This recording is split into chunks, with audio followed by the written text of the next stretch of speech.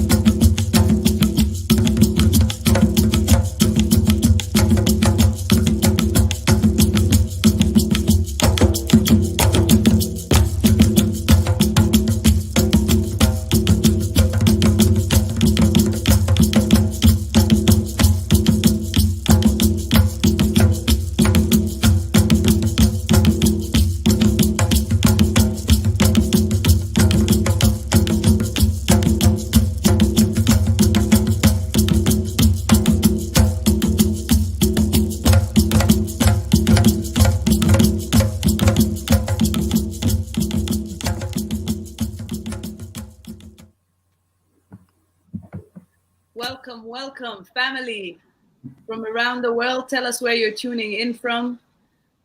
We are here to connect some dots. We are here to find out how we are all connected and how all that connects us is our struggle.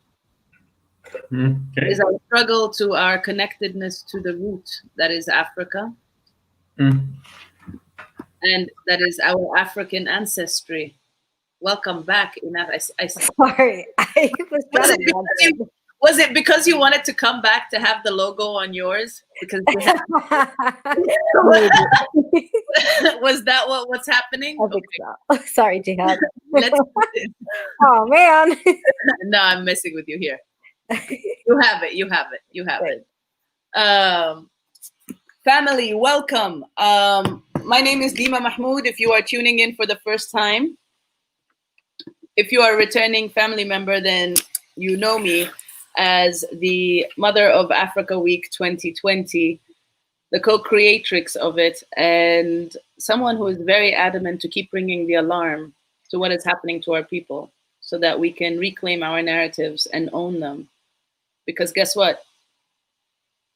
As long as we're doing something good, something great, as long as we're moving up, as long as we're rising, the media is not interested.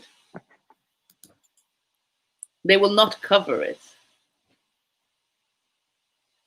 They will find other things to talk about. And it won't be you. And okay, you guys, okay.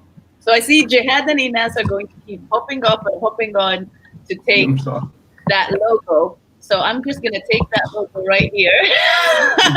Okay. We keep doing that. No, here, Inas, all you. Please take a moment to introduce yourself to the family. Jihad had joined us yesterday on the panel discussing the Afrocentric research landscape, the Pan-African research landscape and Afrocentric science diplomacy, the importance of exchanging our knowledge with one another and sharing what we know, sharing what we studied, to marry it with our traditional knowledge, with our ancestral teaching, and employ it for our collective moving forward as a people of African ancestry.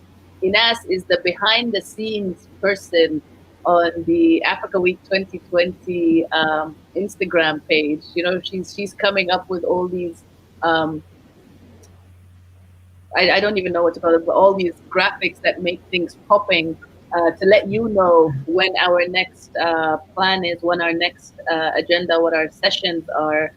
So shout out to Inas and a returning Africa Week 2020 family. You were here in August. You joined us in August for the first time to discuss anti-Blackness in our communities.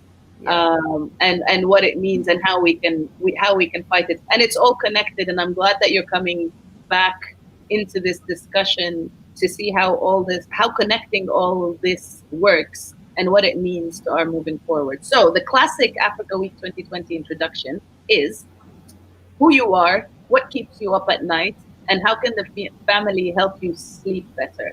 And this might be a little redundant because Jihad did the same, like he did it yesterday. But I'll ask you to do it again anyway, because until you know for a fact that people are watching all the sessions, you don't know who's going to watch what first. So, yeah, Mm. Okay. Me first? I thought it was gonna be Inas actually first. why? Why do you think it was Inas first? We don't believe in gender here. Okay, خلاص. Okay, fine. It's right.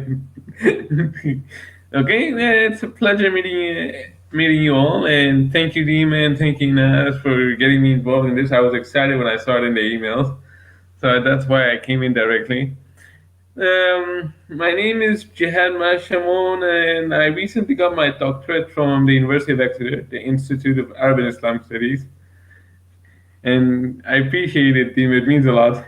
I gotta say, your supervisor was an incredible challenge. He gave me an incredible challenge, but we managed to pass, and we celebrated together, all of us. With regards to my research, my doctoral research was on security in Africa and the Middle East, where countries such as Sudan and Saudi Arabia supporting armed political Islamist groups in Eritrea and Syria for regime resilience. However, I was also working on a side project during my PhD, and one of my advisors recommended I did not continue with that until I finished my PhD. It was on nonviolent resistance movements in Sudan in order to remove the regime, the Omar Bashir regime that has been removed actually, or part of it actually, not all of it, not all of it. I would like to say that because we're going to remove the rest. We're planning to remove the rest of it. The whole population is planning to move the rest of it. I'm not speaking on behalf of the population, by the way. I'm just speaking on behalf of my opinion. That I believe everyone is planning in Sudan to remove the rest of the regime too. With regards to what keeps me up night, and I hope it's the same as what I said yesterday, it was actually my PhD, which explains why there was a lot of fluffiness of my hair yesterday until now. And the second part is, of course, thinking about Sudan, how to help in stopping the next takeover, military takeover from happening in Sudan. That's what's actually keeping me up really at the moment. And however, what I'm actually excited for being part of the family is getting to meet people and hearing their perspectives and thoughts, not just about Sudan, but of course on the global affairs, and importantly, to see what ideas they have to provide solutions. Because I realize every time I ask people for solutions, people only just give me problems, no solutions, no ideas. And I ask them, what solutions do you recommend? I literally ask that question and they pause. So I would say, yeah, and the reason why I'm asking for solutions is because I believe if we provide solutions, people will get proactive, excited, and involved. If we ask for solutions from our side instead of waiting for the outside world to give us solutions, if we look into ourselves, hopefully it's a process. It's a process. It takes time till all of us get involved in this and get the rest of the others involved also. I'll be quiet now, but I thank you all for getting me involved in this. And okay, I look forward to. We're not here for you to be quiet, Jihad. I really thank you. Another thing about starting our own solutions is that, and not waiting for others to give us solutions, is that when we come up with our own solutions, they are solutions that fit us. Yep, If precisely. someone else is giving us the solutions, then they fit them. It's the same thing with telling our narrative. If we wait for other people to tell our truth, to tell our story, if we wait for Al Jazeera or Al Arabiya or BBC to tell, oh, look what's happening, then it fits their narrative. It fits what they want people to hear or know about us. Precisely. It's not about us for us. And this is actually what we do here. So our panels, our discussions are geared around that, which is why we don't talk much about what we do. We come here with it's a solution based platform, right? So That's after we part know of it. what we do, and after Inas tells us what keeps her up at night, um, Mm. we will then go back to your studies more specifically, and her studies, even though it's not necessarily directly what she's working on, because again, that's also part of the dynamics of who we are as a people. We change. We change, we take on other things, but we keep learning. And as we keep Absolutely. learning, we need to find ways to connect these dots for our advancement as a people. So Ines, tell the family who you are and what keeps you up at night, and how can we help you sleep better. Ooh, those are super loaded questions. Uh,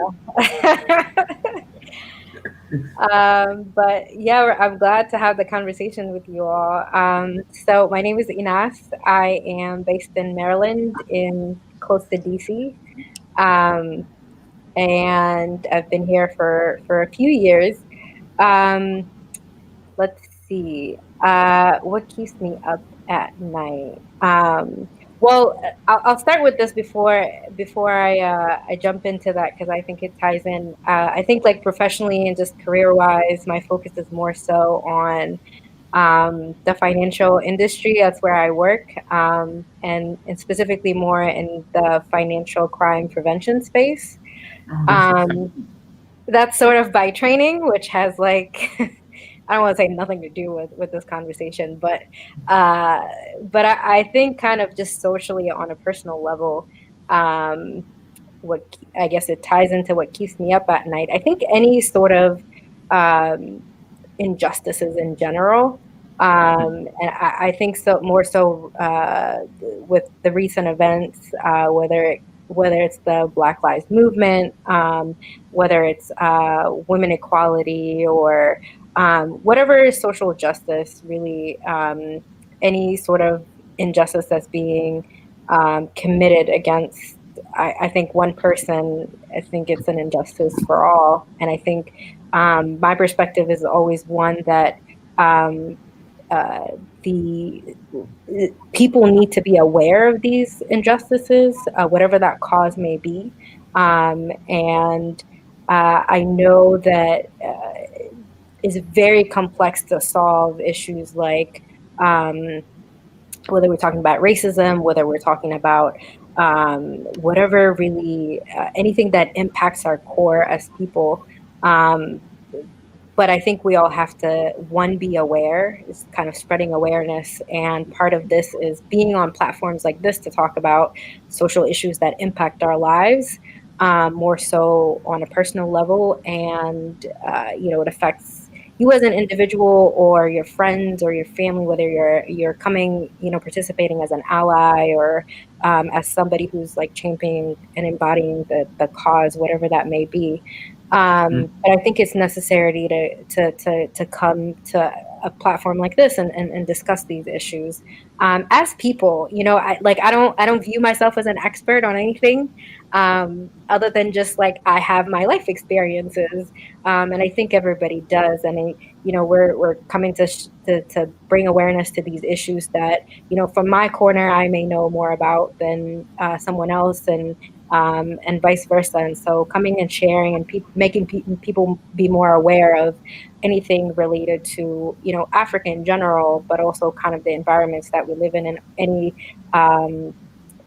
sort of injustices that are happening, and how we can come as youth, as people, to keep continuing this movement to end all of these injustices, because it's just at the root of it, it's just like it doesn't make sense. I mean, we're all coming from, when you think about equality, we're all sort of we're created equal, and no one is better, or is kind of better than another person just based on like whatever it is, like skin tone, or education, or what have you. We're still at the end of it, people.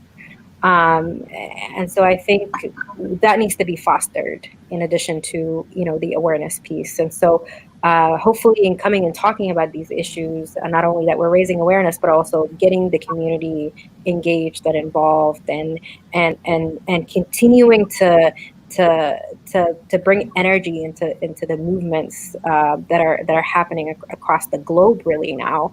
Um, and now with this pandemic, with people staying home and being more reflective, and kind of it's slowed down people forcefully to stop and think about a lot of things that we hold, as people, but also just what can we do about it now, right? Like we've been thinking about it. We've been seeing protests happening across the globe and whatnot. So, if you're not out on the streets like protesting, there are other ways to be engaged and involved in either the conversation or just like to propel this movement forward.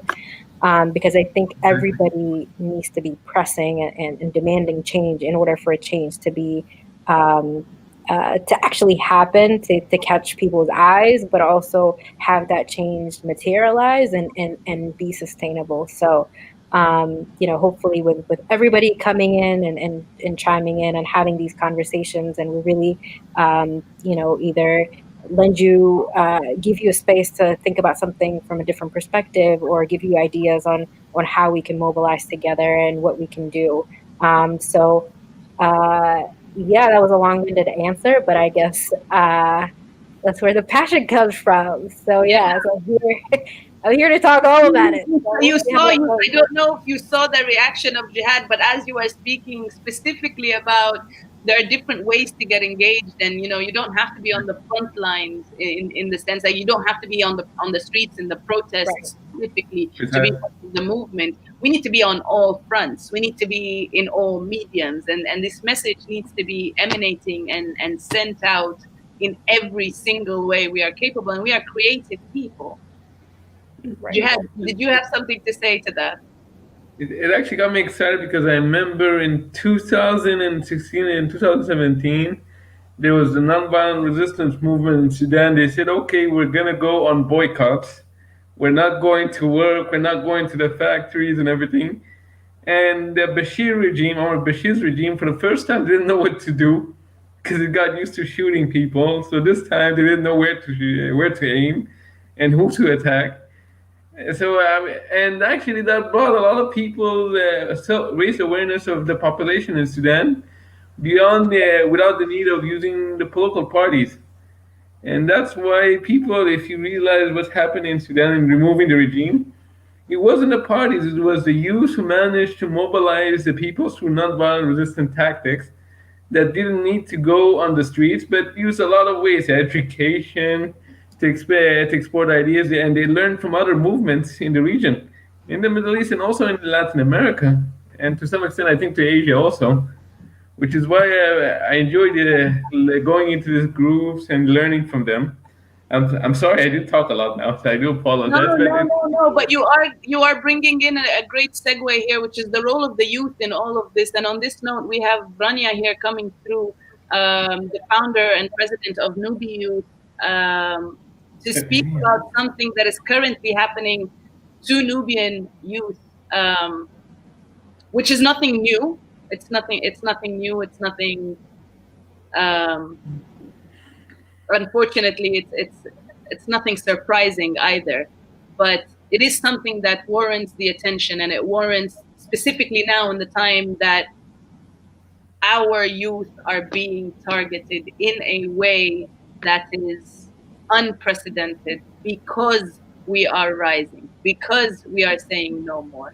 So Rania, before you get into the details of what is happening now, you remember you're also a returning Africa Week 2020 family member, and you remember how we introduce ourselves here is to tell us who you are, tell us what keeps you up at night, and how the family can help you. And I think from there, you will by default be getting into why you're here.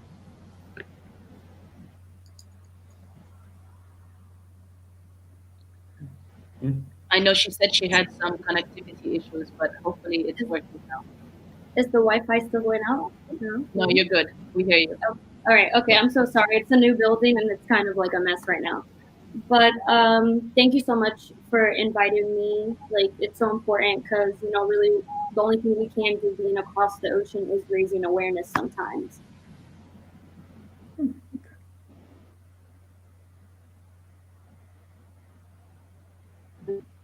That we, Rania, you're getting choppy. I'm gonna ask you to turn your camera off. I'm gonna turn my camera off as well, just to see if your voice comes through clearer.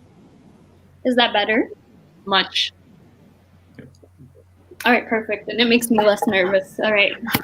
So, like I was saying, Nubi Youth is a youth organization that me and my close family and friends created just to bring the community together raise awareness on Nubians, our culture, and help our people back home as much as we can. So what's been keeping me up at night lately is really kind of like why New Youth was created and why we it just defines everything like that we came together for, not just the fun aspect of things, but also to be like active agents of helping our people live a better life back home.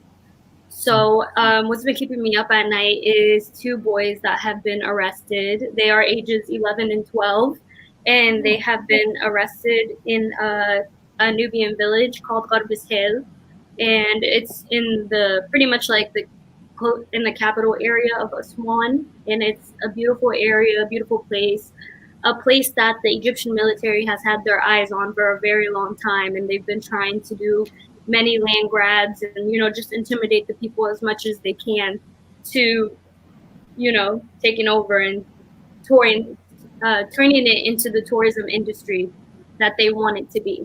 So a couple days ago, the people of Barbishel were protesting, peacefully protesting, of course, and apparently they were blocking a bridge from them coming down because they pretty much they gave them their land in return that they would be returned new land or in the same region and area, and obviously the government never made good on that deal, and people were peacefully protesting. And along these groups of people, obviously there's a lot of men, women, and then these two younger boys joined the protest too.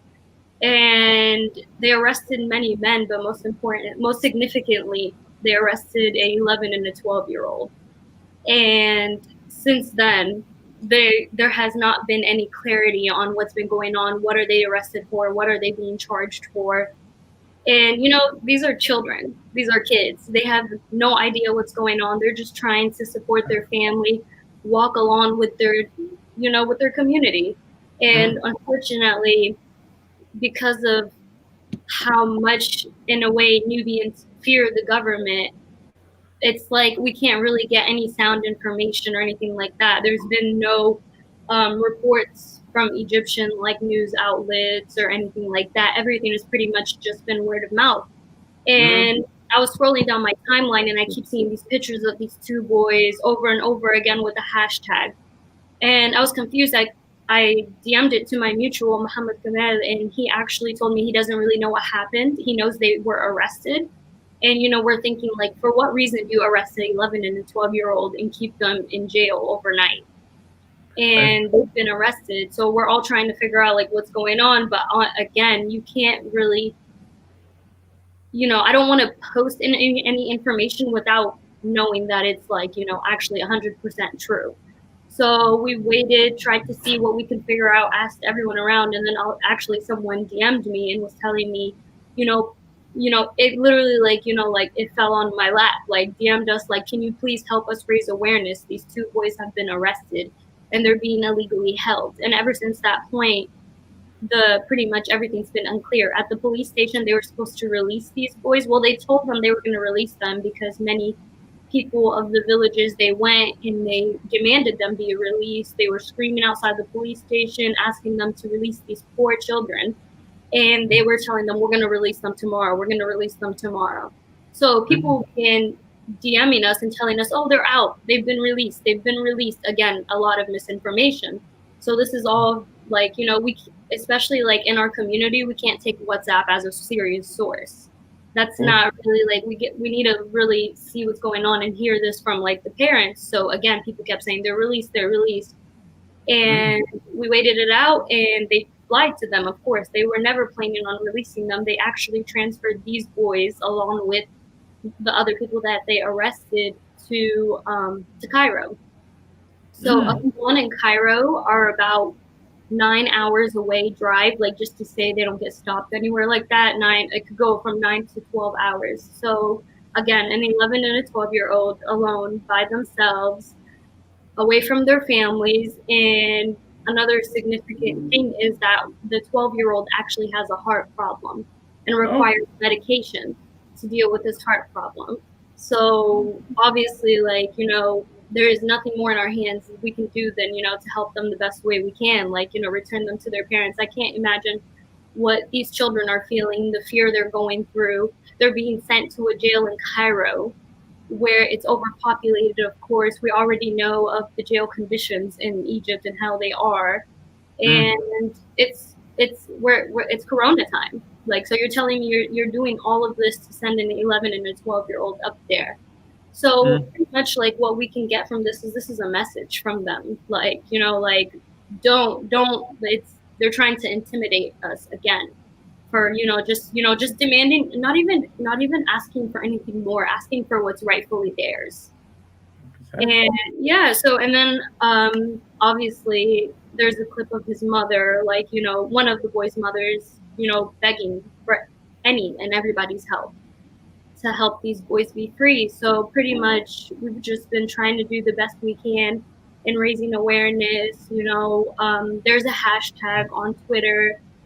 It was number one. It was the number one trend in Egypt at some point yesterday, and we just need to kind of keep it going and do what we have to do, because we all know, like, if you get lost to the system in Egypt, like, they're gonna be there for a very long time. And like we said, these kids are 11 and 12 years old.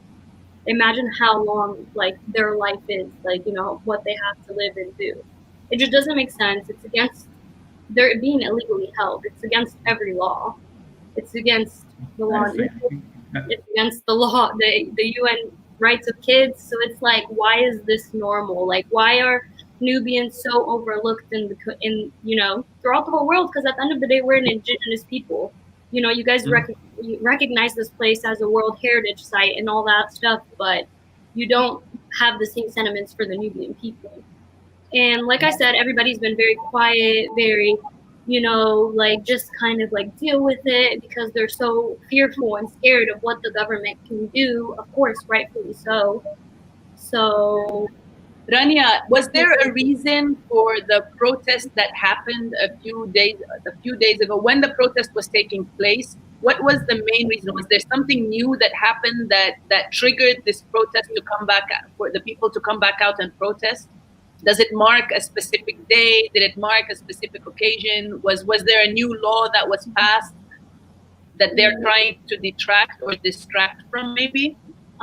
well, there's protests going on all throughout Egypt. So pretty much all throughout Egypt, they've been illegally kicking people out of homes and knocking buildings down because apparently they're saying that they don't have the proper paperwork to have a building here or to have this place here. So they've literally been kicking people out and leaving them to be homeless. Obviously, there's inflation and all of such things. So the way they're going to try and frame it is this is not really um, us against, like, the president or us against the government. It's just the reason for this protest was to demand the land that they let them, I guess, borrow or use be returned back to them, or at least like compensated for such. And I'm not sure how long this has been going on, obviously, but last summer when I was in Hill, they were actually telling me that they're doing anything necessary to kind of like slowly but surely take over the area, take over the villages, and like the because it's beautiful, it's a waterfront, it's going to be like a big tourism destination for Egypt. So it's all like, based on money and needs. But what they're going to try and do is, according to what people are saying, is they're going to try and frame it as, the Nubian people were against the government, against, doing what the rest of Egypt is doing, what the rest of Cairo is protesting the government, protesting their actions and everything like that. But really, it's a completely separate issue. But for that, like, going against the government, you can face very big charges for that in Egypt. And it's not the first time they arrested and illegally like jailed Nubian people, of course. And in Egypt, they do arrest children, but the Nubian people are like specifically targeted, and they're just, because they're so kind and so fearful of like what could happen, they kind of just like accept things. Like, even us, like, trying to make spread awareness, I have people contacting me and telling us, like, calm down, like, you guys are this is dangerous. Like, this is dangerous, you know. But at the end of the day, we're Nubians, but we're privileged. We live in the USA. We have a voice, and we have to use it. So The role of the diaspora. Yes, thank you, Rania. We do have. It looks like Jihad has some questions burning here. I think it's really baffling him that this is happening. I do want it's really to. not baffling to us because, like, this is just like, it's them really just trying to show us. And then again, like I'm saying, like, this is just kind of like, I've seen a lot of shifts in what usually goes on. Like, typically women don't go out and protest. The women are completely on the front line of this. Like, I have a video I want to share with you guys showing, like, you know, because at this point, when you're taking people's children, any mother can feel that. And they're all just kind of like being on the front of this, fighting against it. And even on video, this people described on video that when they went to the police station, one of the cops was actually making racist remarks to the women there. They were saying some word, it's called like barabra, it's pretty much like black people. And it's offensive, obviously. So it's like the racism, the discrimination, the land grabs, the abuse, like, it's so much to process and understand. So yeah, if you guys have any questions. Do you want to share the video? Send me the link to the video. If your internet isn't solid enough, send me the link to the video. I'll pull it up here while Jihad gives his feedback. Let me just try it out real quick and see if it works, because I downloaded them to my laptop. Other than that, they would be on Nubians Instagram. Okay, Jihad, go ahead. Firstly, thank you very much, Rania, for telling. It's actually delightful to get to know you, Rania, and to hear such a brave character as you speaking about what's happening in Nubia and Egypt, if I may say. Because I also lived in Egypt for a while, did my undergraduate, high school undergraduate, and master's there. And I do recall there are some times when I was speaking with people about Nubian, they always considered, I mean, that's when the people I spoke with, I'm not sure about the general population though, they consider those from Aswan or Nubians part of Sudan. They never considered them as part of Egypt for some reason. I never understood that why. Which made, and it actually made it more perplexing. Because they are black. That's why. You know, I know me and you, we have a lot of different ideas and thoughts that sometimes can clash, but I'm sure there's a reason that I mean, there's a reason for this. There's much more deeper reason than just like a skin color. No, it's not about the skin color. That's the thing. It's not about the skin color. Being black is not about the skin color. Being African is not about being literally black. I'm talking about this one. If we all know that the story that Nubians, we made the pyramids and everything. We have more pyramids in Sudan than in Egypt and everything. Egyptians don't like that because it's against their tourism industry and everything. The whole Why? you know. Why is it against their tourism industry? Because it takes a whole idea of them being Egyptians. Because at the end of the day, they are trying to frame the Egyptians as non-African, as non-Arab, and they want to claim. And you and I had this conversation yesterday. It is the uniqueness of being Egyptian and Egyptian only. It is perpetuating a lie that the pyramids were not built by black people. This is why Abul Hold's nose, the Sphinx nose, is gone. It is so that you don't see the wide African nose of that statue. I like that similarity. You're absolutely right. I mean, the pyramid at the end of the day was made by black people. I mean, they know that, but they're not gonna. For some reason, they're not gonna speak about that. For some reason, no, they are actively denying it. Zay Hawass actually had an entire mission to try and move Tutankhamun's mummy or body out of Luxor to take it to Cairo so that they can make the DNA testing with this new radiation technology. Why? Yeah. To prove that Tutankhamun was Caucasian. Have you heard anything any more ridiculous than that? It's the same like hearing Jesus was white, the white Caucasian. But you know, you have half the world believing that. I agree. You have Africans believing that Jesus was white. Yeah. I mean, Well, you go for the big stand debate now. But here's the thing. I mean, here's the thing. Okay, so this is more so about, and I never understood this. I mean, the like the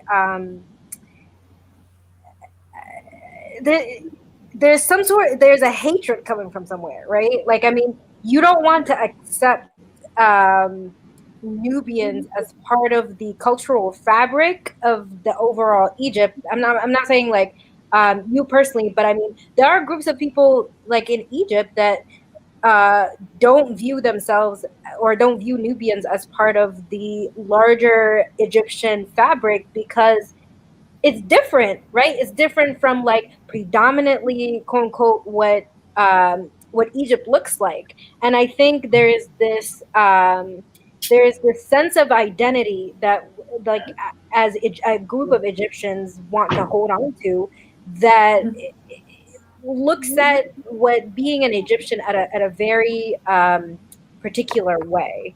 And so the other, it's always some otherization of, whatever group, right? And so like that group, because it doesn't physically look like the rest of what the Egyptian fabric looks like, tends to get ostracized in society. And I think there is a lack of embrace to that particular aspect of culture that people just refuse to accept. So that's one element of it. And I think the other element is um, whether it's coming from colonialism or the embrace of the white.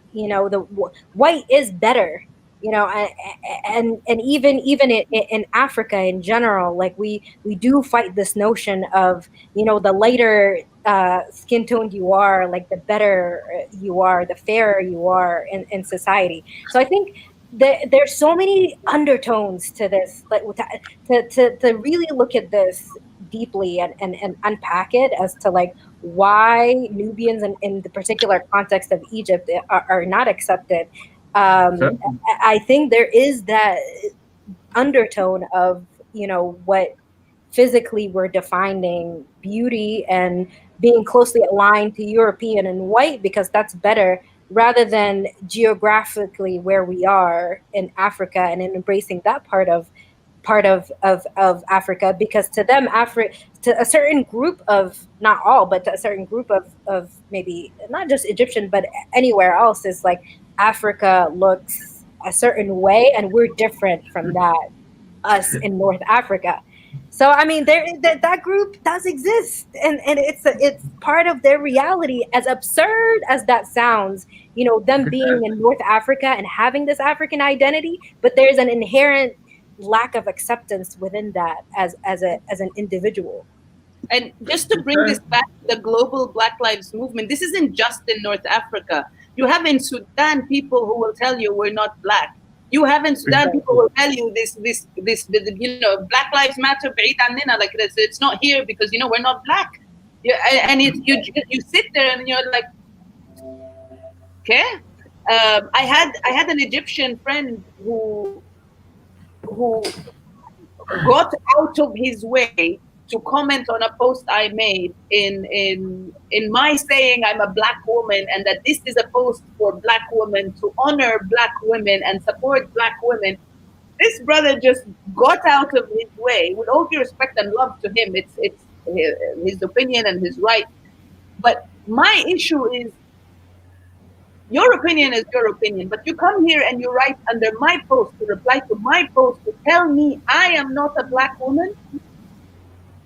Like Okay. this is How? all the quotes. Literally, how? You, How can you you look are at? not a black woman. Yeah, but when I'm like, the thing about Egypt is it's so complex. Like, so many people won't acknowledge Nubians and such as, or say I didn't know black people existed in Egypt, and such as. But then if you open an Egypt tourism commercial or the new Amr Diab song about Egypt and all of that stuff, it's all pictures of Aswan, the kind Nubian people playing their drums and singing their songs and being happy and embracing everybody. So they go out of their way to use it to boost the tourism industry and for their benefit and such as, but they completely fail to respect us or give us anything. Like, they don't provide anything that a government should provide to its people, to the in us one at all. So, and I Exactly. understand you're thinking like what Dima's saying, like, oh, discrimination. No, in Egypt they are extremely racist. They do discriminate very much against not just Nubians, any black people. So I'm walking down the street, they'll say Sudanese, Afrique, whatever, like, and you just look at them and you're like, this is Africa. We are in Africa, and Mm. like, why are you assuming I'm Sudanese and not taking into consideration that there is, and it's not just Nubians in Egypt that are black. Like, there's other tribes, Bafari, up to Luxor and up to all those places, and they just choose to be racist. So it is 100% a problem of racism in Egypt. People looking down on you and frowning upon you. Even when I used to hang out with my friends that went to American University, I would be chilling with them, telling them I'm Nubian and all that stuff. And then she'll call her mom, and be like, "Ayo, mama, I'm here with my Sudanese friend," and I'm just looking at her like, I just explained to you where I'm from, my family, and that I'm Nubian, but you're still gonna sit here and say my Sudanese friend. Literally, when she's talking to her mom, and then that's when you have to correct them and acknowledge them. I was like, tell your mom I'm Nubian, please. Like, it's just, it's no, it is very racist. It is, and that's something that's not highlighted or acknowledged. And at the same time that people like kind of jump away from Africa and say, oh, we're not black, like a lot of people do say we are black. They do feel like, I know you guys have seen, the conversations regarding like, the N word, whether they want to say the N word or not. So it's like people Mm. do think they're black, but they don't want to do any of the work, acknowledge it. And I personally do not think that everybody in Egypt is black. Like, at a certain point, you're just not, you know? So Mm. it's a lot of like things to unpack and understand. But Egypt's like one of the like isn't Sisi like the leader of the African Union? So I don't understand how they could ignore this so much and just like internalize this. The Youth Forum, the African Union Youth Forum, was held in Egypt in Aswan last summer, and none of that trickled down to none of the Nubian people. They benefited nothing from it. They actually Mm. spent so much money. People worked for free, and they said that apparently they spend so much money that a lot of institutes are saying, I'm sorry, we can't pay you these 2 weeks.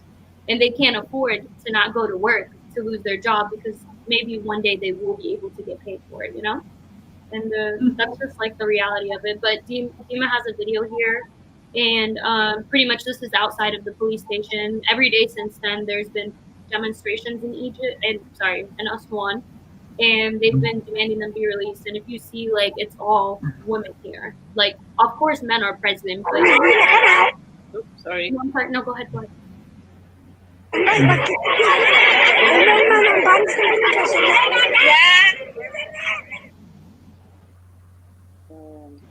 Wait, Mm. no, There no? as well. You had something to ask or add. I mean, thank you for sharing this video. I mean, I just heard of it, saw it now, and it does remind me of the protest that the family had when they hanged my uncle Mehdi, when the regime took power in Sudan. So it does remind me a lot when my family went and protested against the courts. I'm That, sorry. if I may ask, has there been any updates about the children's release? I mean, the reason why I'm asking is because it's quite odd that Egypt would arrest children. Is I mean, it? It's not. I mean, Sadly, sorry, if I may add, sorry, if I may correct myself, it's odd that they would arrest children who are not involved in gangs. I mean, that's what I've always seen. They're saying we're arresting children involved in gangs and we're rehabilitating this whole program that they keep on sharing with all of us. But I don't understand why would they arrest children who already have parents.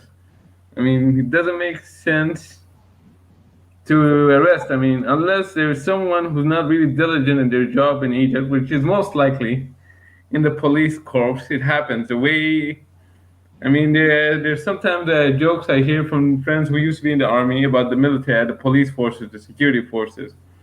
That security forces, they're often ignorant, or from the rural areas, they don't really understand anything but orders. They just follow orders. So it must be done for dumbed down to incompetence from someone. Or they are trying to get to their parents or to their family. Or yeah, that is how they not to send silence the the message. elders. by saying we will take your youth. Exactly. I mean, that is a possibility. Yes, I mean that is a Because possibility. I this is mean, what we have to understand, and this is why I say this is a global Black Lives Movement, because this is a psychological warfare. Right. Because they are psychologically manipulating us as a people of African ancestry. Because it's not just about what we did. What did Trayvon Martin do? What did Breonna precisely, Taylor do? precisely nothing. No, It, exactly, exactly. So it's not about them as individuals. It's about the collective. It is about crushing the morale of the collective. It is about telling the people who are going out to demand what is rightfully theirs, wherever they are demanding it, whether they are demanding it in Aswan, or they are demanding it in Ferguson, or they're demanding it in Minnesota, or they're demanding it in Brazil, or that we're demanding it in Sudan, or in Kinshasa, or in southern Cameroon, or in South Africa, wherever we are demanding it. The attack is not on us as individuals, it is on us as a collective. It is to crush the people of African ancestry, is to crush Black people wherever they will have the audacity to come out and say, enough is enough. That's mm, what they get them. This is look at Eritrea. Eritrea, they're getting the youth. They're putting them in camps to train them to go and fight wars in and the be army, part of yeah. an army. The Sawa school is like, why are you getting the kids? Why are you getting these youth? Because the youth is the future. If Mm-hmm. you get the youth, then these people have no future. Then we as a collective have no future. Because if our future is brainwashed, if our future is in prison, if our future is incarcerated, if our future is just with no explanation, just up and whisked from our midst, and we have no access to them, then we are crushed. This is how they keep us silenced. This is how they keep us shackled. That that can be, that is, yes, I mean that is a possibility, but sometimes, Dima, I mean this is because my experience with Sudan a lot. It's usually the simplest answer is usually the simplest answer is usually the answer. Incompetence, really. Yeah. I mean, there is a, and that shows that the state has a responsibility to train against this kind of stuff and to follow due process. I mean, of And course, what's even the happening with, incompetence is part of the plan, ya Jihad. Even the incompetence is by design. But Yeah. here's what I was gonna say. I mean, you said you mentioned something about the government, like raising awareness about this and like trying to like do something about it. But the thing is, like, it's coming from the that's where it's coming from. I mean, it's like that's the messaging where the suppression and oppressing people, making sure that our kids don't, like what Dima said, our kids don't have a future, um, and making sure that we stifle that. And also, this is not, this conversation isn't in isolation of just children, but no, of course, also other marginalized groups, women, for example. I mean, why is it that okay, if you as a government decide that, okay, in order to suppress speech and women protesting, I'm going to arrest them, but why do women now need to get assaulted by officers, exactly. as part of this whole suppression? I mean, I think there is no, at the end of it, is like there's no regard or respect to that human life. And also, uh, that is part of the system. That's their plan. And so, I mean, it's no longer we can just like sit in silence. And now we have not just, I don't say that lightly, now we have social media to like spread all of that, but it's like these issues have been happening consistently. And it's not like they're just happening now and we're just finding out about them because of social media. It's now that we are, as a collective, have decided that this is not something that we are going to be sitting silently just watching. Everyone needs to see it, no matter how regardless of how explicit it is. And I appreciate you sharing the video, because it brings that visual of like, what are people doing and what is the response to how people are collectively organizing. Are they being shut down? Are they being assaulted? Like, and that in of itself isn't okay. but we still need to document it and make sure that everybody else knows about it. But it goes to kind of show that that collective force of trying to protest or do something about whatever issue, we're no longer just going to sit and like watch you do it and just be like, oh, fine, like I guess this is just the way things are done. But it's like we're challenging these systems and the governments and whoever's in power, that we're gonna air the stuff out, and we're no longer going to be silent about it, and that has to be something that's collectively shared and brought to light. Of course, yes. Thank Thank you. you. I want to Me, play the second video. Wait, Dimah, is that the whole video for that one? Yeah, of the first one, yes. I then have this one, Okay, yeah. and then I have another one with an emoji on it. Yeah, okay.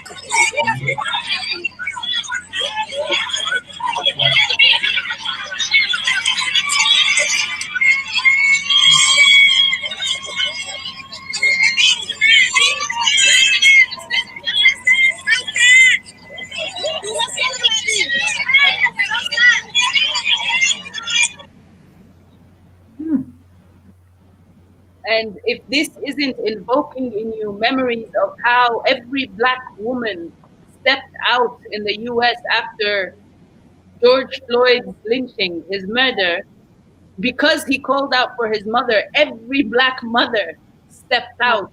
And it was a call for her. They felt the call was for them because he was calling out for his mother. Now they took these two boys, and because the two mothers are out, all the mothers are out.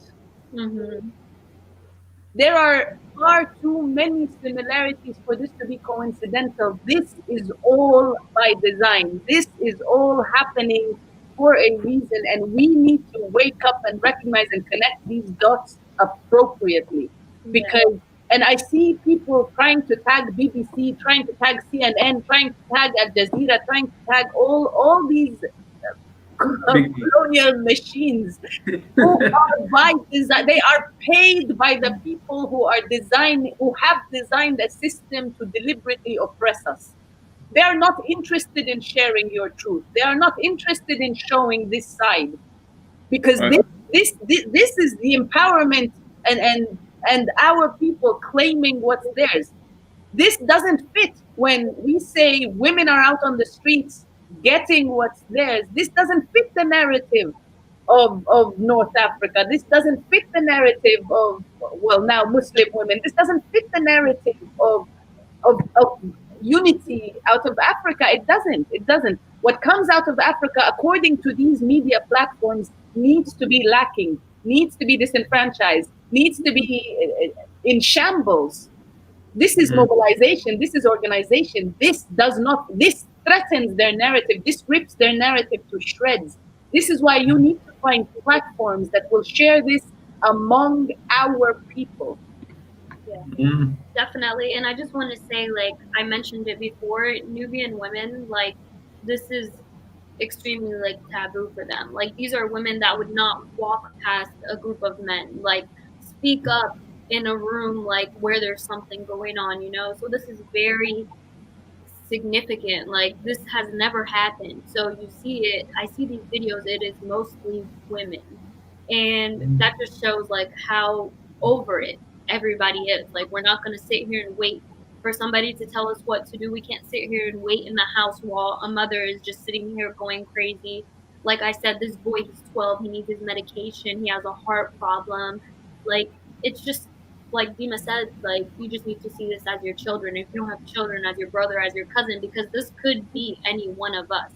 And regarding the platforms, the Nubian people, like where there's not that many of us. Like no, I'm not talking about Nubian people, Habib. Yeah, I know. Yeah, but I'm saying like it's when it happened in Sudan, like a like when everything was happening, everyone started trending it, trying to get it, trying to raise the awareness. But it's a whole country. Like for us, like the odds are like so.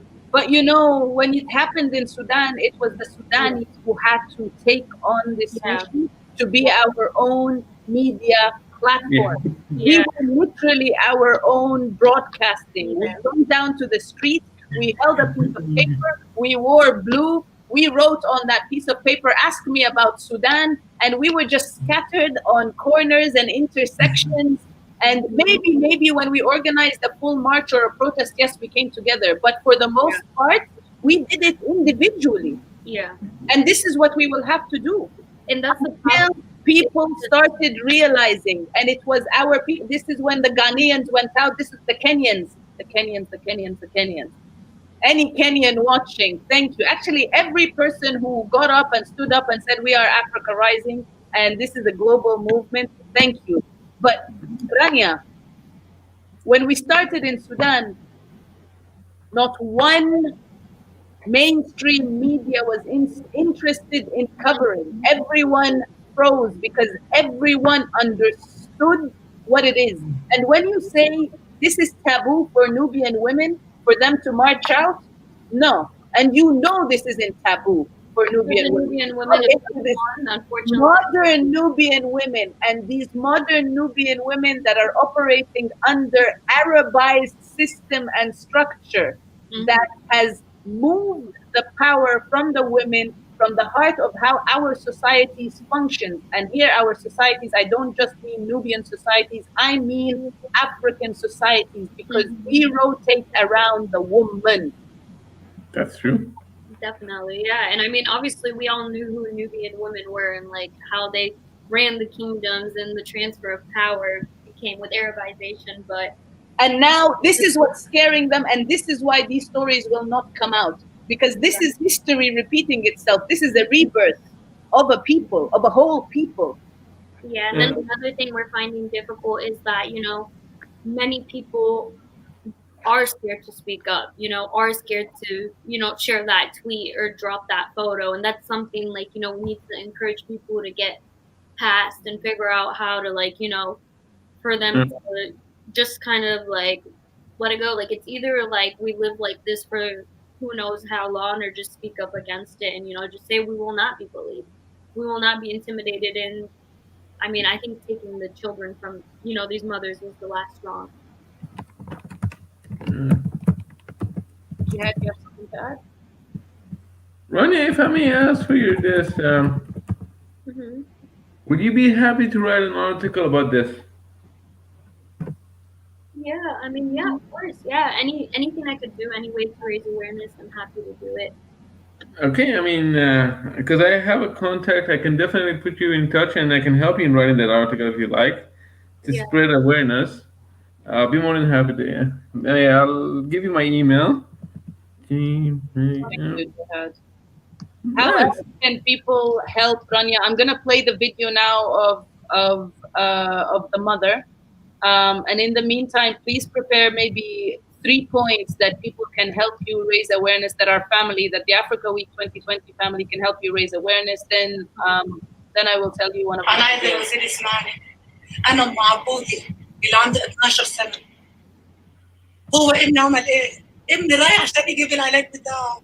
ابني رايح عشان يجيب العلاج بتاعه. أنا عايزة رئيس الجمهورية يسمعني. هو ابني عمل إيه؟ ابني عمل إيه؟ اسألوه هو عمل إيه؟ ارحموني، ارحموا ابني، وحياة كتاب الله ابني عنده القلب. ابني عنده الرب. ارحموا الطفل. ارحموا الطفل، الله يخليكم. ابوس ايديكم، ارحموا ابني، ارحموا ابني، ارحموا ابني. انا عايزه اي مسؤول يسمعني. لو عندكم ولاد انتم حسوا بيا. بس هقول حسبي الله ونعم الوكيل. حسبي الله ونعم الوكيل.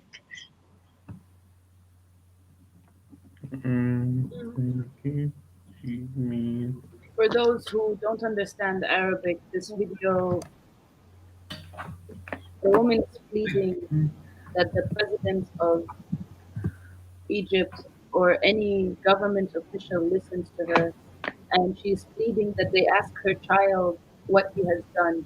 other than leave to go get his medication.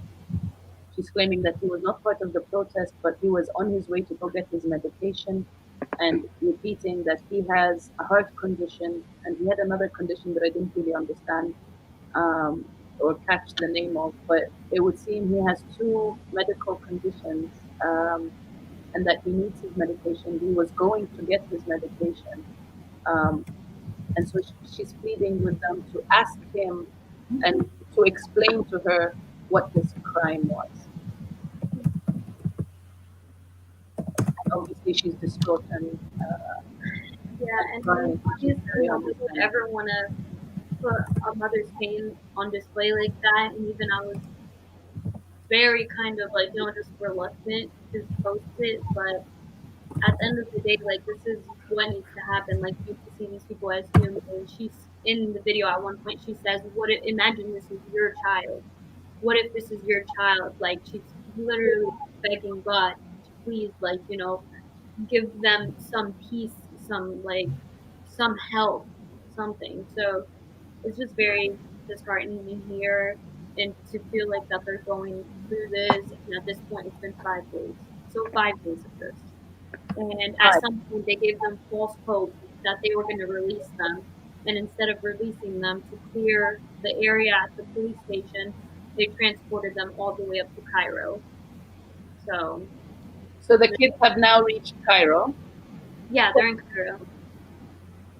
And there's like everyone's saying there's many people on it, like, big people, but the problem is now just making sure that they don't try to make an example out of these children, give them some false charges or something like that. And, you know, first of all, none of the charges are clear. Nothing is clear on what's going on. So it's just making sure they don't make an example out of them. And, I know the way people like in the government think is like, if we let these two out, are we going to be, are they going to see this as a victory and keep going to let everybody out? Like, so it's just like, they're not going to want to seem weak in that aspect. Like, obviously, no, yeah, it's just very sad. It's disheartening. You see, this is something we had. So this session is actually a continuation. It's a part two, and in a way, it's a means to try and apply what Henri Pierre Kubaka was talking about as far as media coverage in conflict areas, and part one of the Making Sense of Nonsense in terms of engaging the media to really be part of the solution as opposed to fanning the flames of conflict. Because Precisely. as we have any coverage, any media coverage, any mainstream media coverage of the continent and our conflicts, it is with the agenda of exasperating the situation. It is never with the intent of reaching a solution. It is never with the intent of, as Jihad was saying in the beginning of this panel, where is the solution? Are there any solutions that are being proposed on this table with regard to this particular conflict? And I think this is a huge part of why we need to have these discussions on our platform so that these conversations are solution based. Yeah. Because even citizen journalism right now, Rania, if we have young Nubians in Aswan taking their phones and going out and recording or having interviews or trying to document what is going on, it needs to be done in a way where, on a very basic grassroots community level, that's where the amplifying happens. Because Yeah. if we're doing it if you think about it, the only time the Sudan revolution really picked up was after the Ala Saleh's photo, right? Mm-hmm. The white But soul. that photo was taken by a Sudani woman of a Sudani woman and tweeted out by another Sudani woman and then retweeted by the Sudani diaspora. It went all over here. It caught the attention, and then all of a sudden, oh look, Sudan is rising, and then the crisis really began because then the revolution became it shrunk into the image of Ala, of the It did. Kandaka. It did. That became our revolution. That image became the revolution. That's the problem of having the media and getting the attention of mainstream media, because they will say the narrative they want out there. That same day that photo was taken, or maybe a day before, there was another video of this queen in South Kordofan who is marching down the streets and leading men. Leading men. Ala was on stand. She was standing safely on a car, chanting, surrounded by women. Yes, I realized. That other woman, and I'm not going to call her Kandaka because I don't know in her language what she calls it.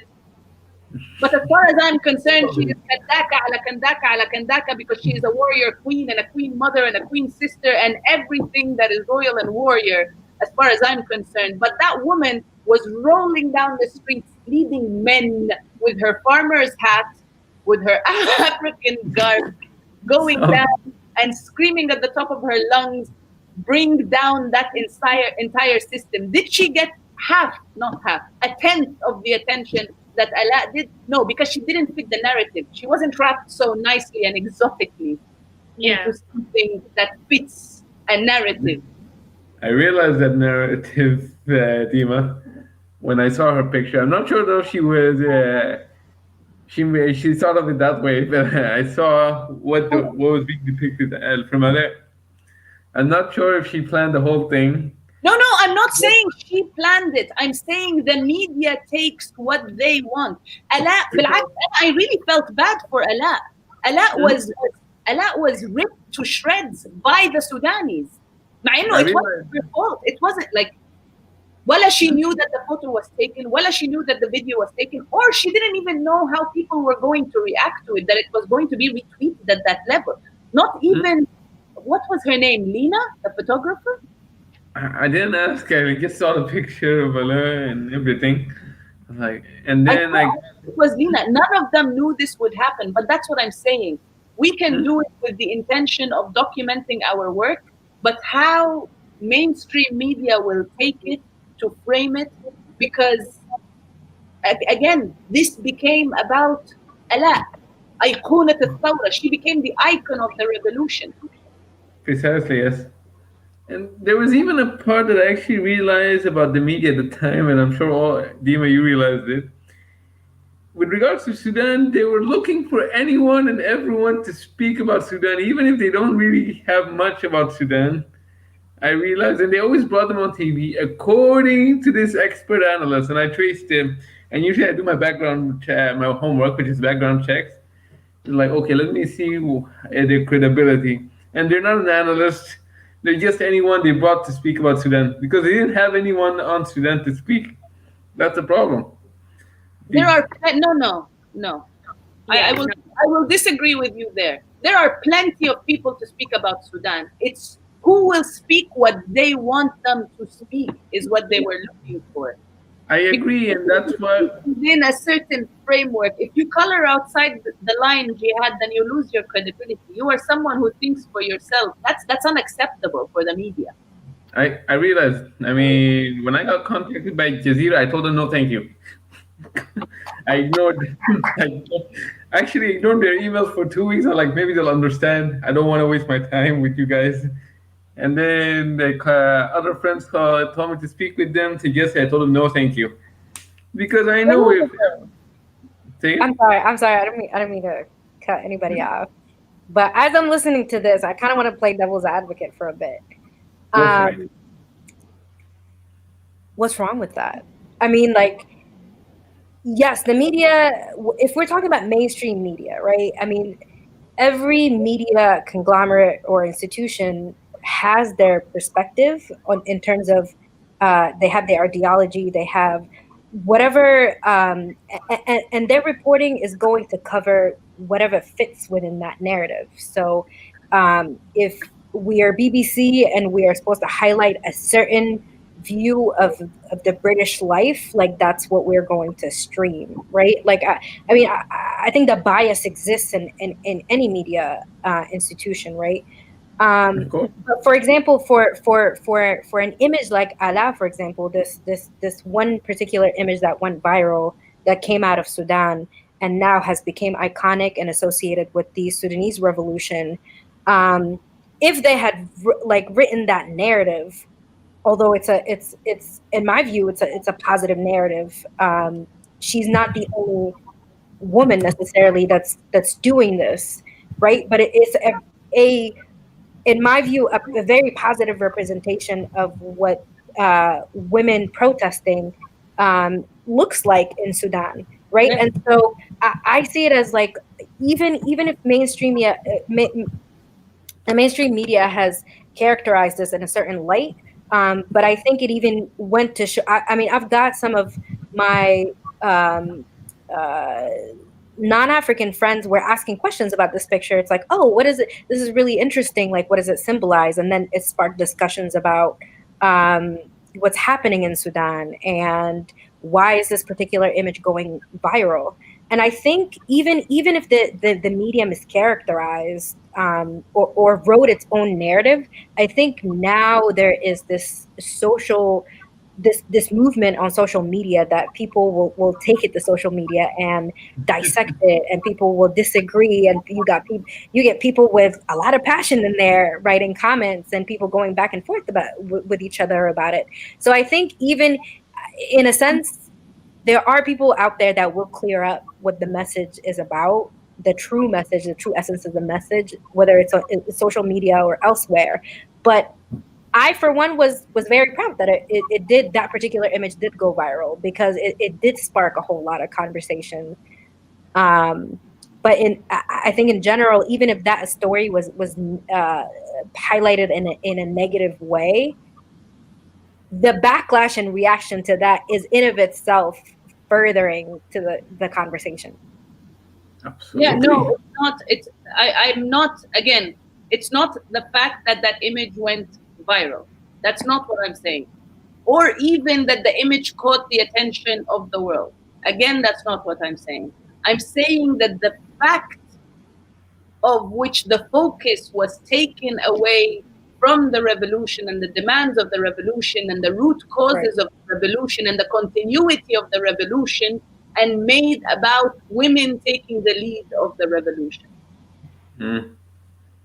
And not all women, a particular kind of women, a particular bracket of women, which takes Right. me back to the issue with the Kandaka Gate and calling all Sudanese women Kandakas, like all Sudanese women are Nubian warrior queens, which then goes into the whole idea of erasing the full and beautiful mosaic of Sudan and its many different ethnicities. Mhm.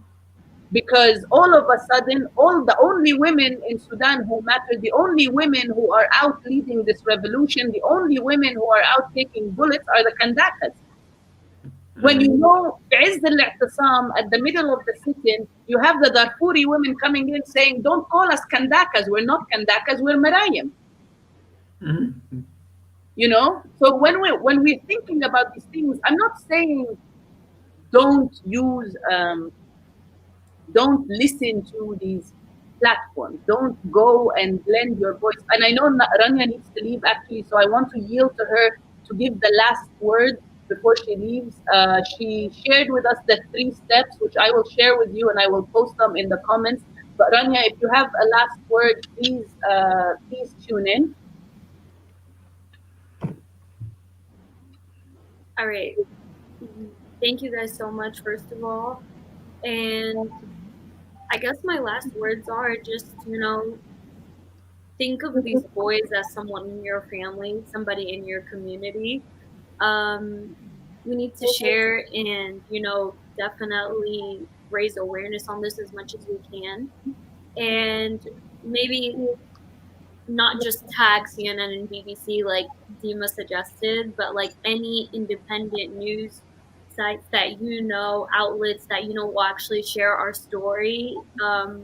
Everybody's been tagging what they know and what they and who they think will, but unfortunately, it hasn't been working as much as we thought. And Yeah, tomorrow there's a protest at 1 p.m. in Washington, D.C. It's organized by Muhammad Azmi, but Nubi Youth is also on it too. And Mm. it'll be 1 p.m. tomorrow outside of the Egyptian embassy. And we need to just stand in solidarity with our people. Like I said, every day since then, the people of Aswan have been having peaceful protests outside of the police station demanding their release. So we just can't let up on this. We can't let it just, disappear or just, fade away. And also, I just want to say we're looking for somebody that can assist us in Arabic. Most of our following on Twitter are people from Egypt, so we want to provide them. I see a lot of people replying to us and asking us what's going on, and all like that I can really do is just send them the link of someone else explaining it. But we want to be in contact and explain to them what's going on and what they can do, what their part is. And yeah, just thank you so much and just, raise awareness, spread awareness, keep up with the story, follow us on Newbie Youth. We post updates as often as we get them and we make sure to our best ability they're true. But that's another issue that Nubians face, the connection issues, the Wi-Fi issues, and getting sound news from over there that we can confirm. We don't want to do the WhatsApp runaround and false information. We just want to make sure it's 100% sound before we send it out to people. Yeah, thank you so much. Thank you, Dima. Thank you, Jihad and Inez. I hope Thank you, Pleasure, Rahma. everyone. Please Thanks for stay joining. record tomorrow if you can, inshallah. Obviously, I'm still in the middle of Africa Week 2020, so I'll be behind the scenes. But if you are able, plug me in, go live, and I will live stream a little bit of the solidarity of your protest out here on Africa Week 2020 at any chance that I am able to. I will be discussing this tomorrow on our panel from Komombo to Kilombo, the indigenous Afrocentric struggle. So I will be shedding light on that. Send me videos when you are able, and also connect with me. Like if you're doing it live on Twitter and Instagram, I will record it from there. Thank you very much for our love and our blessings and our prayers for these boys and for the families as well, and for what you're doing. Thank you. All right, thank you so much, guys. Have a great day. You too. Enjoy your evening. Bye. Again, going back to what you were saying, Ines, we are in desperate need to get all the attention we can. There's nothing wrong with one particular media outlet sharing it. It's just that's not where we need to be spending our energy. If they pick it up, they need Oh to pick yeah. it up from a resource that's already out there. And if we're going to be doing it, we need to find our resources. So, family, if you are listening from wherever you're listening and you know of any platform, if you or your friends or anyone has a platform that streams and has a following of our people wherever in Kenya, in South Africa, in Texas, anywhere where you have a platform that shares news, that is looking for news about our people, please get in touch so we can connect you with Rania, we can connect you with people on the ground to share this news. We have to be our own media, we have to be our own broadcasters, and we have to claim that narrative to make sure it's going out right. Precisely. Yeah. Right. Any other Um, tips? It, how long do we have, Dima? Uh, 10 minutes.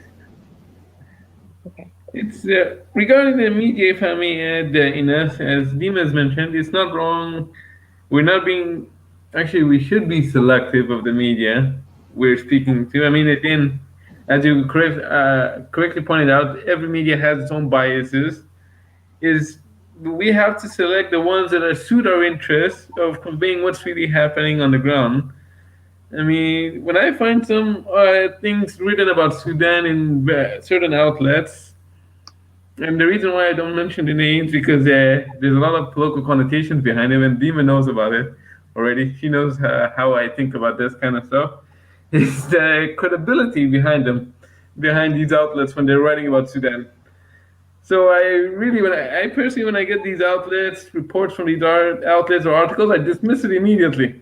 Like I'm not gonna waste my time with them. Alas, it's like they're not actually saying something accurate. I know it from the beginning. And one of them has a prominent journalist, by the way. Sad to say, he's a prominent journalist and he used to work in the UK. So So that's why, I mean, outlets, we always have to be selective of what outlets we're working with. And that's to just make sure that they're accurately conveying what's happening on the ground. Not when it suits their interest only, when it suits our interest of showing what's happening in the ground. Yeah. Sudan, if you realize, for a while it was on the news, then later they all left, went to Hong Kong, in the Hong Kong. They stayed there for a while, and I'm sure now because of Mali, they're all in Mali now. They're focusing on Mali. And the news always gives you negative things. They always focus on something bad to jolt us. They don't give us something that exciting, what's happening, how the students or the youth in Sudan or in Hong Kong or in other countries, they mobilize through a long process of struggle. It didn't just, I mean, the revolution in all these areas didn't happen just over one night. It happens through a long period. And this period, the news weren't there. They just saw the last parts of it. The last, that's why I just wanted to say that you just have to be selective of what news media we can work with in conveying what's happening in our countries or in our areas of interest or focus. Yeah, indeed. And I think also that the point that you made, Dima, rightly so, is that, we all have to be our own, media broadcast, if you will. And so, and I think that's now, not just now, but the essence of like what's been happening over the past few months, especially in 2020, and with the Black Lives Matter movement, still being like active and actually happening now, and people are taking out their phones and recording at every chance that they get to document instances of uh, anything from a microaggression incident to um, you know uh, some brutal event that's actually some violence that's happening, and I think that's something that is now uh, it's the essence of that is now globalized. It's gone global and viral, if you will. I think even I think culturally even throughout Africa there's certain um, there may be some sort of a shy away from like having to document certain things because it's uncomfortable to like go through, um, or maybe giving somebody the benefit of the doubt just out of protection and all of that. But it's now, no, I mean, now injustice is happening, is injustice at the end of the day. So that needs to be, brought the awareness and more eyes looking at it, and people discuss it, if nothing else, in terms of action, if people aren't in the area, but just the discussion, and if the discussion is happening somewhere in the diaspora abroad, there now with the facilitation of globalization, anything can materially happen, whether that's sending money, whether that's getting mobilizing people from abroad, or just making the connections, or getting certain media footage out to the right people. In terms of people now are making connections globally to bring to highlight certain issues that are going on that otherwise these big media, mainstream media sources don't necessarily pick up or talk about or highlight. And so I think in being the media agency yourself, I think is definitely something that we all should just continue doing, because it does have a lot of ripple effects in terms of you never know who it can reach. You never know what sort of impact that may happen, whether on a personal level to change somebody's perspective, like that's in of itself even huge, um, or just collectively in trying to directly do something actionable about whatever is being observed wherever. Absolutely, and more just another level. If we are acknowledging that we are currently in a psychological warfare, in them trying to crush the morale of this uprising, of this revolution of consciousness that has happened, that is continuing to happen, that is picking up as we speak, because this is what's happening. We are we are regaining consciousness to who we are as a people, and rising to that level here.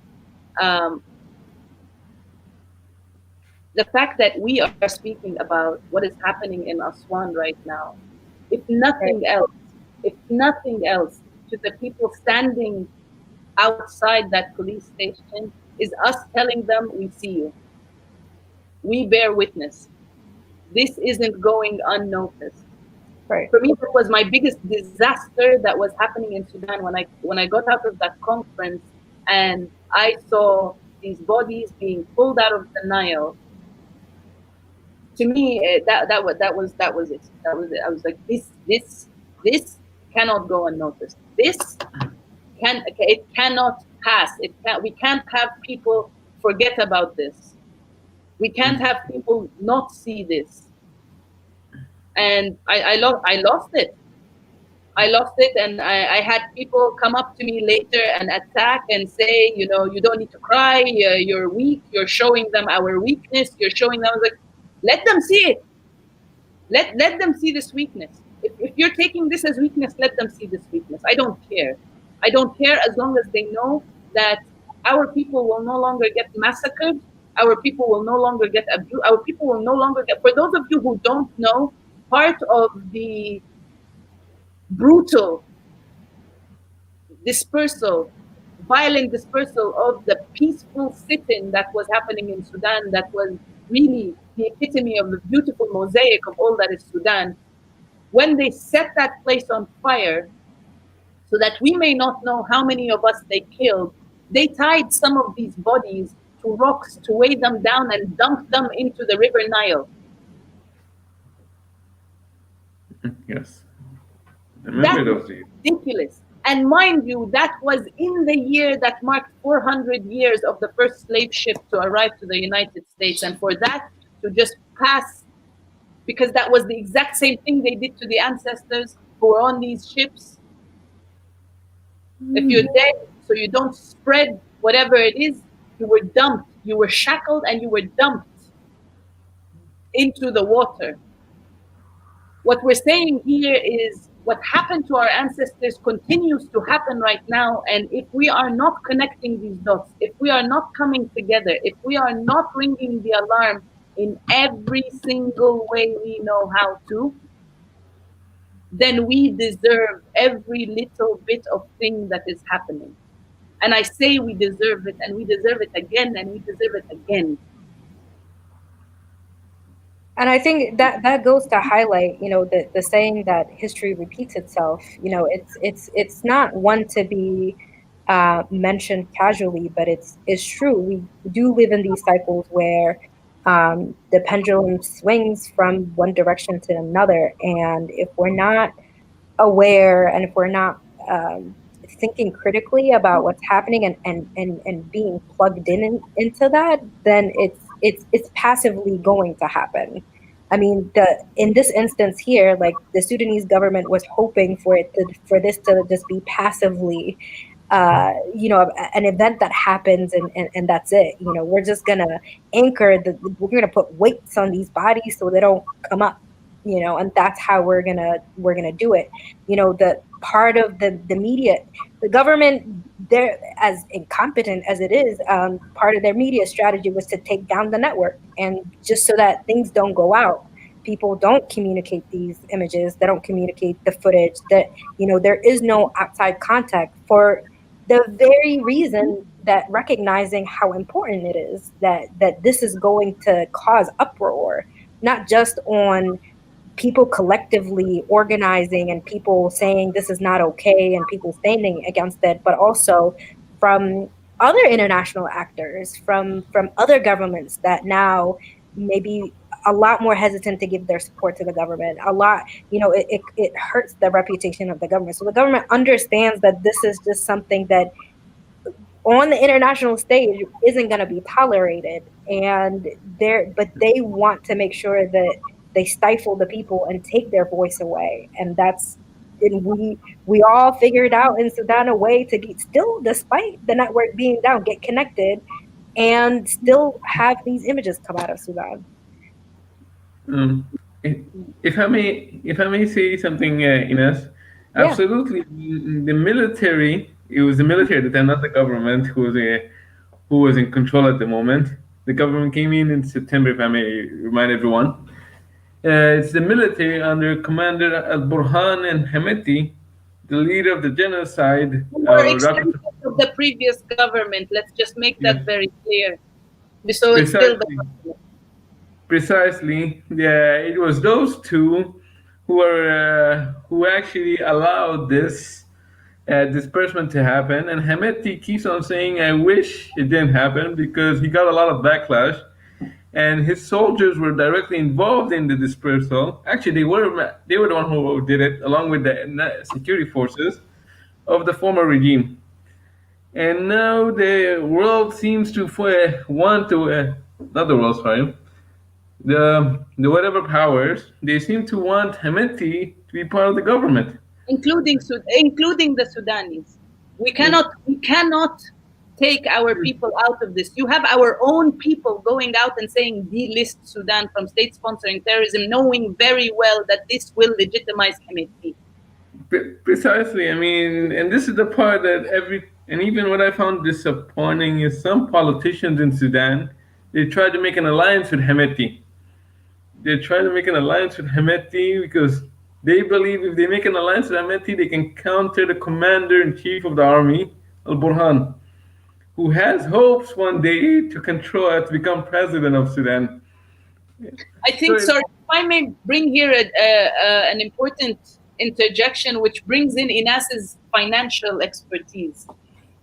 There is a big part of this that has to do with West Africa taking the lead on changing the currency from the French franc to a unified currency that will crumble the French economy. That new currency will be backed by gold, though there is some talk about it being backed by cobalt. Now, the two places right now that are set on fire, basically, there is a genocide going on in DRC right now. We give thanks to what's coming out of their soil that allows us to use and utilize this technology so we may have these conversations, so we may reclaim our narrative, so we may have our truths going out and we may devise our own solutions. But children are paying the price for this in DRC. And for this mineral and what is in Darfur, because Darfur has a lot of gold, it's a lot of gold, yes. a lot of gold. We're talking about daily $25 million worth of gold smuggled out of Sudan daily. And then the audacity to say that the breadbasket of the world is starving and incapable of providing its citizens with bread. That is rubbish. While, mind you, they are shipping wheat to Egypt to make birthday cakes. So, The most amazing contradiction I know. where do we reclaim? How do we trace this money that keeps going out because they're like, oh, we don't, all this money, the previous regimes, they smuggled all this money out of the country and now we have no way of reaching what we're doing. Mind you, you have France that's meddling, essentially redrawing the map. It's trying to redraw this map as it sucks whatever gold they can out of Darfur and try and have their fingers on it to stop any form of independence of West Africa from their currency of French franc. As a financier, tell us something we can look into. Oh no, I'm not sure if I can claim that title. It's very the movement of money is very complex now, unfortunately, and especially when it comes to large banks.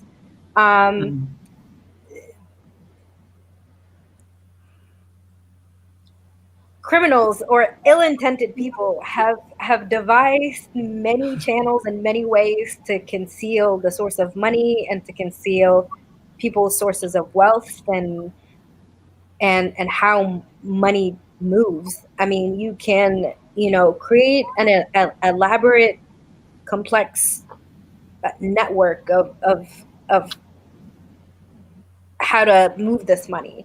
So it can go out from a corporation that you whatever LLC that you have registered locally in somewhere in Botswana as a local farmer that's exporting goods, but ultimately that's coming from some corrupt politician somewhere who's concealing their funds behind this seemingly export company. And from there, once the money moves, once it leaves one institution to the other, you don't know what happens. You don't know who has their hands on it. And once it essentially gets that money gets into somebody else's account, then they can take it, put it into real estate, and now it has taken the form of a different asset physically elsewhere. And so there is a network of investigative journalism that's now happening in terms of just tracing that money and following it. But it tends to be very difficult because a lot of it, depending on the jurisdiction, like for example, Europe and other Caribbean states, their laws have made it such that privacy is one of the advantages of banking with them, and so those things get concealed easily. And so it's hard to give an answer to that because it's just so complex. So it's something that definitely has to be tracked, but it takes a lot of investigation to get to the source of that. If I may add something actually, because I do remember it's the Enough Project. I'm sure you heard of them. They actually wrote a report on South Sudan, the taking of South Sudan, where they trace this complex process you talked about, how the politicians are siphoning money out of South Sudan into Europe or into other countries or into the US to rental processes, other third parties. Yes, it's a complex network. I would assume I found out that the Sudanese regime, the former regime, or what's part the part of the regime that's been imprisoned, or we know there's a show maybe. I mean, is that they did the same with certain countries such as Malaysia, Malaysia, even the UK actually. I mean, are you talking about where their money and their assets are? Yes. I mean, and this is amazing. Malaysia, Germany, Switzerland, the United Arab Emirates, the United States, Turkey, Qatar, Saudi Arabia. We got the whole list. Yes, we got the whole list. Yes. No, and I'm not the only one who has the list. You know who else has the list? Who? The current foreign minister of Sudan. He has the list, and he has the list of assets, and he has the documents, and he has the files, and he has the list of where these assets are, what the money is, what the businesses are, and he's had that list since before he got into the position of foreign minister. So I ask you, why aren't they tracking down these assets if he has these lists? And I know he has them because I was with him when he was talking about him having them. Okay. Yes. That's a good question. I mean, we can. So my question is for Enough Project and Center, whatever these things are. Where's Clooney now? With the Darfur, after he staged this stupid arrest outside the Sudanese embassy. You know, when I'm sitting outside the Sudanese embassy at the heart of the protest, there was a tour. There was a DC tour. This guy is coming outside the embassy. He's like, "Oh, and this is the Sudan embassy. This is where George Clooney was arrested." Okay, I don't know what to say. Well, there's nothing to be said. This is what I'm saying. We need to claim our narrative. It's not coming out to light. It's not coming out to light because it is a complex network, right? So it's not one individual in isolation. And so in order for your laundry to air out, you would have been airing out other people's laundries. And these are all people that are powerful and connected and well known and what have you, that they can't be tied to something like money laundering, for example, publicly. And so, and I say that facetiously, obviously, but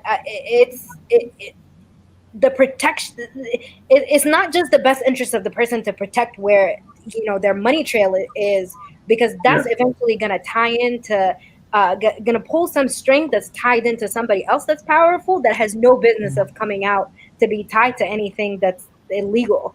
And so the protection, and why this isn't coming to light is because not just individuals, but this is tied to, we're talking about huge financial institutions that may have some knowledge about potential money laundering, you know, alleged corruption, alleged embezzlement, alleged bribes.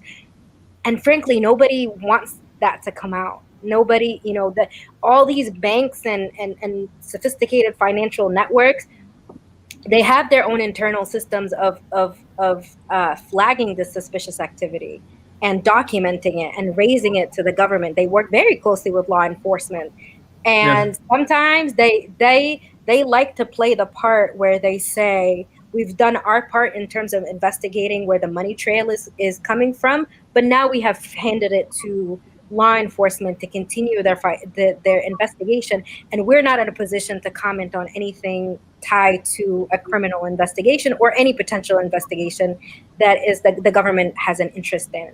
And so they kind of take that stance sometimes. And so a lot of the cover up has to do with who this where the domino effect is going to happen, who is it ultimately going to impact. And so you don't hear much about it. Thank you, Ines, because I think it's going to take a while, because of these institutional and complex networks these individuals created. It's going to take a while and possibly years to take the money back, to retrieve it back. And what you actually mentioned helps to dispel people's expectations, because a lot of us back in Sudan, we had a lot of us Sudanese, sorry, the diaspora and Sudanese back home. There was this expectation, once the regime is gone, we can retrieve the money, we can rebuild the country and everything. Of course, it's not going to happen soon. We just have to be patient, and we're going to have to learn how to improvise as we go until this transition goes further, and until the country is cleaned up from the former regime. Another 30 years on its own to clean up the institutions of the country. So thank you, but I mean, isn't there like a process or an organization that is actually good with this kind of stuff that you recommend to contact with this kind of stuff, trading the money and figuring it out? I know there's a lot of I know of some grassroots organizations, but I honestly don't follow them closely or enough to I know of endorse them. I know of a few. I can connect you with. Well, there are three, two of them here in DC, that I can connect you with. But the issue remains is that again, it will go back to the people. This is Precisely. up to the people to do this digging. It is up to the people to connect these dots. It is up to the people to put all these pieces of the puzzle together, because every little piece of our, like, of this big picture lays in one part of our communities, whether we're on the continent or in the diaspora. Each of us is holding a piece. Like the trouble that's happening in Brazil now, and that the women of the black women of Brazil are taking on, is not it's not in isolation from what's happening in Sudan. It's not in isolation than what's happening in Ethiopia. It's definitely not in isolation with the women of South Africa and what they are doing, you know? And the fact that women are at the forefront of these uprisings throughout is also not something to be taken lightly, and not something to not question more. We must keep asking questions. We must ask more questions, because it is no longer acceptable to say, what did you call them? What did you call the police? Inadequate? Law enforcement? Law enforcement? Yeah, what did you call them? Not inadequate. You said they were incompetent. Oh, Incompetence is no oh, longer okay. an option. Incompetence is no longer an option. Inadequacy is no longer acceptable. We are Okay. no longer accepting it's a process as a response. Because guess what? That's what the transitional government said when they first got into power. This facade of a transitional government that's in Sudan, that's what they said. It's a process. Hamdok said it's a process that you have four women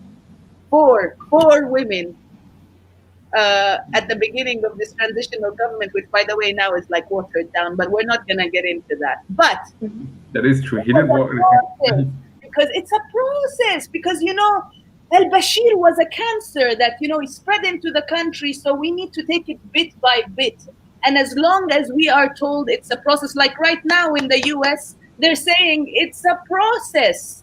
First, we deal with the voting, then we will deal with the Black Lives Movement. But the voting affects the Black Lives Movement because if Black people aren't able to go vote because of the structured racism that is in this country, then no, it's not about the Black Lives Movement, it's about the process. And if we keep accepting this process, it will continue to be a process of genocide, of wiping our people out, because that is the only thing we can call what is happening to people of African ancestry, full stop. Genocide.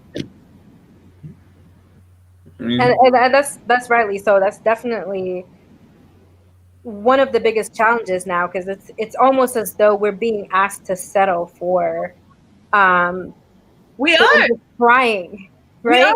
no, and you're being tricked into settling because, and I say you, because you're more of an American than I am. I'd say I'm new to this field, and it's disastrous that this is my first time voting as an American, and this is what I have to deal with because I refuse. I will not vote for either of the predominant tickets. I won't do it because Kamala Harris is but a pacifier. She's a plug.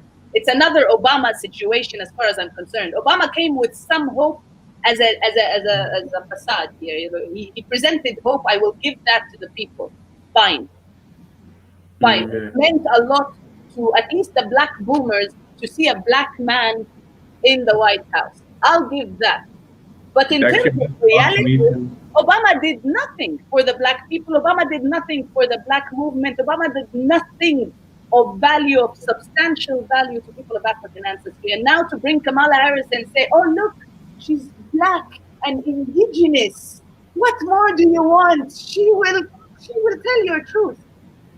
Uh, I mean, if I may add, Obama actually gave me hope, Dima. I mean, when I saw Obama running for, Take the hope, all the hope you want. Ah, man, how long do we have again? Because this No, might no, be. no, we don't. We don't. We need to wrap it up, which is why I'm saying I'm not taking the hope that Obama gave to people from the people. If he gave you hope, good on you. Rely on one politician to save the black people, right? No And one's relying I'm on not saying he's necessarily expected, but I think there was this expectation that as a black man you're supposed to do more for the upliftment of black society.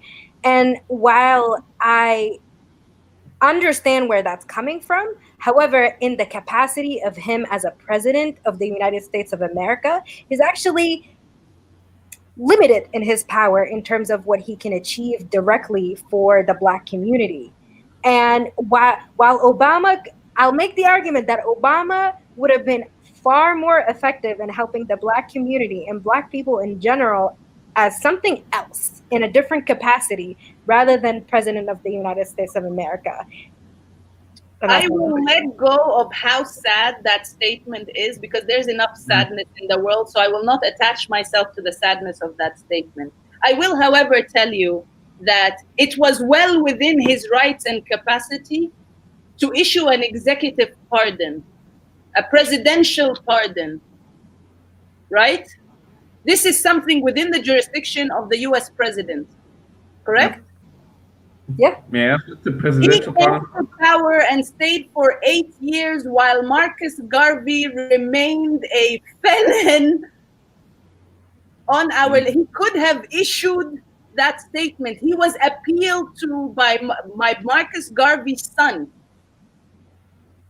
a hero of Pan-Africanism, a man who did what Marcus Garvey did and stood for what Marcus Garvey stood for. By the way, plug here, tomorrow there is a panel about Marcus Garvey and honoring Marcus Garvey by trying to get a bronze statue that is gifted by the diaspora to the African Union for what Marcus Garvey has done. I'm not even going to get into what he could have done to the people here. I'm not. That required one signature on a piece of paper, and it's well within his rights as president, and he still didn't do it. Again,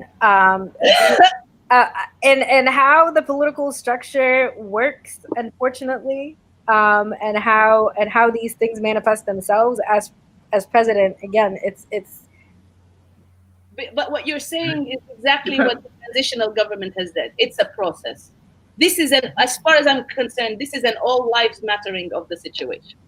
No, but I'm saying in terms of us as a people and kind of looking at politicians as like, you know, that's our savior. That's no. I don't. No. But I'm speaking directly to the segment of people that do believe that, and kind of looking at Obama as the representation of this black man that's going to come in. But that's what he ran as. That's what he ran as.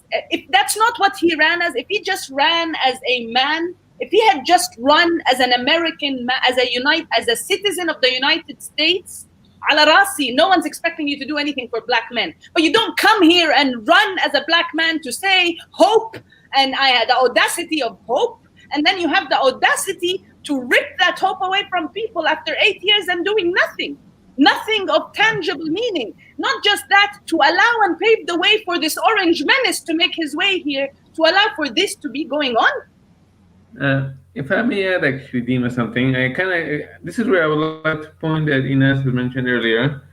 I mean, the media has their biases. They saw Obama coming and they managed to play around with that. I'm sure he had good intentions with that. I personally think he has good intentions. He gave me hope, and I'm sure he gave other people hope, and we were all excited. Yes, Ines, you're absolutely right. We had this idea of a politician being the savior. I had this imagination myself, and that's why I was disappointed with some people in Sudan when I saw them here in the UK. I was personally disappointed. I looked at them in front of I was sitting on the table next to them. I was like, oh, mate, you're a disappointment to me. Because you're absolutely right. I mean, this is what happened. The media came in. They saw Obama. Like, okay, let's play around with Obama a little bit. He's actually using good words, key words that the people would like to hear. And that's how the media actually damaged him more than anything else. But if I may also add, Dimah, he has limited power. As a president, I actually learned the guy has limited power. He has limited power, and even our prime minister in Sudan, he has limited power. I mean, no. I'm sorry. This is unacceptable. If you honestly, if you come to listen, But here's the thing, Dimah. Here's the thing. We need to stop expecting that these politicians, whatever that they ran on, is actually going to get to I work. am not expecting from the politicians. I am ringing the alarm for the people. All I am saying, the very foundation of Africa Week 2020 is to stop waiting and stop expecting exactly. And that was my point. That was my point. That's all I was going to say. None of them. It's the people. But the people need to understand that right now, when you are being told, whether you're in the United States or you're in Sudan, because the same thing is being said, and whether you're in Kinshasa or you're in southern Cameroon, the same thing is being said. Leave what you are focusing on right now. Leave what your fight is right now. Let's pin it here and let's focus on something that affects us all. And whatever this thing that affects us all is, ultimately ends up serving the status quo that is meant to keep structured racism where it is. Because right now in the US, you have people being told, yes, Black Lives Matter, sure, but right now voting matters more. This is what people are being told. Like in Sudan, right now, with the continuation of the revolution, sure, justice lishuhada matters, justice for Darfur matters. But right now, what matters more is the delisting of Sudan from state sponsoring terrorism list. Even if that means that it will legitimize the genocidal terrorist you have as vice president. And the I same don't. that's happening in southern Cameroon. Look, yes, being an Anglo-Saxon population led by the French-speaking north in Cameroon is disastrous. But we need to look at the threat that is coming from X, Y, and Z. Yeah. And it will Yeah. continue to happen. And it will continue to be like this until we stop taking these crumbs, until we stop accepting being told what is a priority for us. We need to hold our ground. This is Right. where we went. We were traumatized. We are traumatized. It is my belief in Sudan, we were shocked with the dispersal of the sit-in. We were terrified. We were reminded of who we are dealing with, because we are dealing with the Janjaweed. We're not dealing with creatures who function in logic or moral or any form of ethics. We are dealing with people who are literally called the devils on horses, Yep, that's actually what it to translates to. traumatize us into inaction. And now they are playing on guilt. So just like Obama got up and represented this hope and played on the hope of black people, that now you will have a black person representing you, Hamdok came in and did the same thing in Sudan. And Kamala Harris is now coming and doing the exact same thing to the people here. Uh, if I may add, Dima, something. Yes, and then we have to wrap up because actually we have another panel that's going. I kind of see the challenge. You got the time to say all your stuff. Like, come on, let me also say Yes, add my no, I'm telling you, go, but I'm just letting you know we're gonna have to wrap it up. Okay, you're the chairwoman of this panel.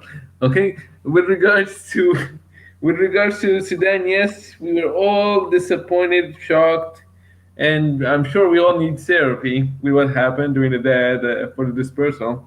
I personally think I need therapy because I've seen a lot of things happen that day, and until now it's hard to say what's supposed to be said in a coherent sense.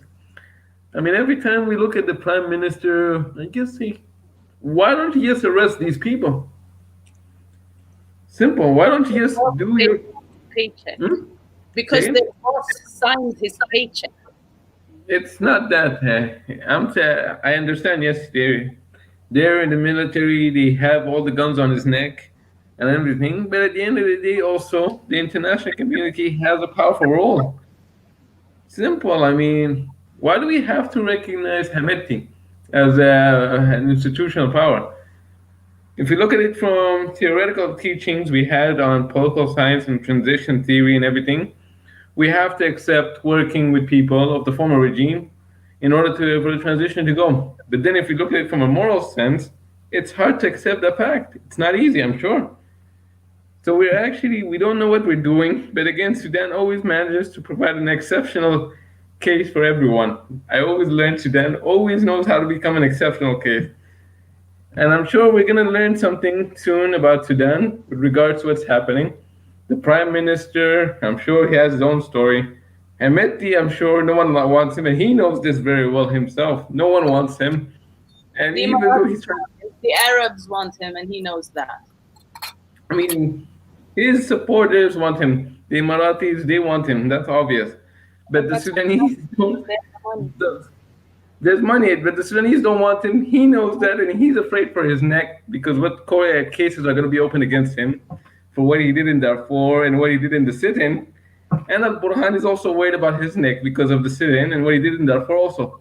So, both of them have criminal cases going to open up against them because their involvement in Darfur and to By whom? everyone.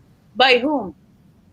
According to what I found, it's Tajir Sir, the prosecutor general. He's opening cases, but I doubt it's going to go forward this long. Gonna go. Listen, who put Darfur in the case for the ICC? Which country? It was France. Yes, exactly. Yes. Who right now wants the gold in Darfur? That I would assume the French, but they're more. I would Exactly, assume so. exactly. Who runs Darfur? That I don't know really. I don't know whether. The Janjaweed and Hemeti's Oh, people. okay. Okay, that yes, that's Nothing the is going to happen to this creature for as long as France wants the gold. Yeah. And this guy, he managed to bother everyone, and that's the incredible part that he's still around because he's relying on this. He knows no one wants him, but he's relying on his brutal force, and politicians are helping him by giving him credibility.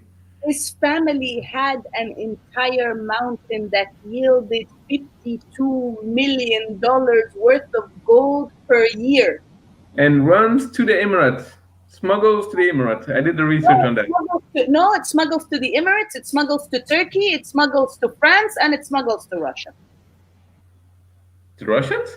To Russians, because Russians are sending food to Sudan that Hemeti's people will take out of Russian packaging, put into RSF packaging so that they can give it for free to people. So when the United States lifts the sanction, delists Sudan, and Hemeti says, look, the US doesn't think I'm a terrorist, I can now run for president, you have people who will remember, look, Hemeti fed us for free, let's go vote for him.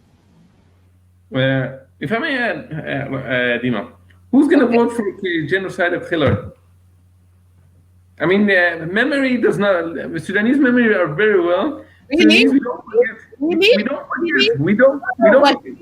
But really, because it wasn't that long that the dispersal happened, and it wasn't that long where people were on the streets saying we will not have Hemeti in power. It wasn't that long until they called for him to be arrested, and it wasn't that long that they said no more military rule, 100% civilian or nothing. It wasn't that long there. They have forgotten, and now we have our hands with a genocidal terrorist, and the vice president of this country is now running under the direction of a genocidal terrorist who is taking his marching orders along with lots and lots of monies from the Gulf. You're saying the vice president is running under a general. Which general are we talking about, Dima, if I may ask? Hemeti is the vice president. Hemeti is the vice president. He is the genocidal terrorist who is taking marching orders from the United Arab Emirates. Yes, he does. Yes, yes. Absolutely. Yes. That's the country we now have that you are saying does not forget, will not forget. They have forgotten. No, we didn't forget. Sudanese didn't forget about that. That's why the youth are frustrated with the politicians. Because the youth mobilized on the 30th of June against the whole 30th of June. And I remember because I was looking into this a lot. They were mobilized and everything. And then the politicians, they decided to talk with the military. I personally would say the youth wanted the government to be formed. They could have formed a civilian government directly, and that way the military would not have recognition, and they would have to surrender at the end. But the politicians gave the recognition to the military. Jihad, you know what I studied, right? I know. We studied the same thing. Yes. And we had but you know who I studied under? Huh? Say again? But you know who my supervisor was? He examined my research. Exactly, exactly. Now imagine that examiner dissecting every angle of what I'm saying. So when I'm speaking, he instilled in me this analysis in a way that is unshakable in terms of like consolidating how things in Sudan work. And this man has been integral I'm telling you, there needs to be a square for Tim Niblock in Sudan somewhere. But again, we'll make it when I go to Sudan. Sudan. This was never just about Sudan. I have said that over and over and over again. And like Inas said in the beginning of this discussion, history is repeating itself. But like it repeats itself in the bad, it repeats itself in the good. Of course. Right? And if we're talking the cradle of civilization was out of the land that is currently contemporarily today called Sudan. If we are talking that the first African nation to gain its independence and the first revolution in the region, don't forget about that. Out of Sudan, '64 revolution. Yes. Okay. History is repeating itself. Africa is rising, and it is rising from that same land. It is. That I agree. revolution of consciousness, the youth, again, they didn't go out for bread. They didn't go out to bring down the youth went out and said, this is a revolution of consciousness. ثورة وعي. And that's why, Dima, they're disappointed with the politicians. They saw the politicians Disappointment snatching it out of without them. action, disappointment without action leads to paralysis out of depression. We need action. We need to find a way to mobilize. Right now, there is a disassociation, there is a concerted effort to disconnect our struggle. This is why this panel is important, so that we can connect our struggle, so that our brothers that are watching from Puerto Rico or from Brazil or from Kenya or from Botswana or from Senegal or from Nigeria or from Mali, they all understand, Yes. or from Chile or from Baltimore or from DC, they all understand that this is one fight. It is What one fight, absolutely. Floyd called for his mom, and the mothers in Nubia are out. Mm. It's the Just like same the fight. mothers here came out, the mothers there came out. Just like our youth is being targeted here for going out and daring to have the audacity Mm. claim what's theirs, the same thing happened there. We have to be comfortable to say and call BS when we see it, because that's what's happening. What's happening to our people right now is complete and utter BS. Mm. I Of think course. we need to keep pressing. I mean, it's unfortunately that's one of the greatest points that you just said, in kind of to just wrap it up and tie into like making sense of nonsense. I mean, it's we have to just keep pressing and find a way to mobilize so that it's applying consistent pressure throughout. Like I think a lot of the times we're very passionate, an incident happens and we there's uproar and we're fighting, and then it kind of like it fizzles out, right? But Yes. we have to keep pushing. We have to be we have to provide that accountability in terms of who's in power. And I've used government earlier, but in the sense that I'm using it very loosely, as in whoever is Yes. in whatever force is in power, wherever that exists in the world. I mean, we as people, as citizens, we are the accountability and checks and balances piece in there, and we have to keep pressing, we have to keep marching, we have to keep socially finding other ways to blast this message, whether it's through creative arts, whether it's all different segments of the collective. I mean, in every aspect, we have to keep channeling that. And I think that's the part that I think is missing. People think, okay, it's a voting, it's an election year, and we have to vote, and that's it.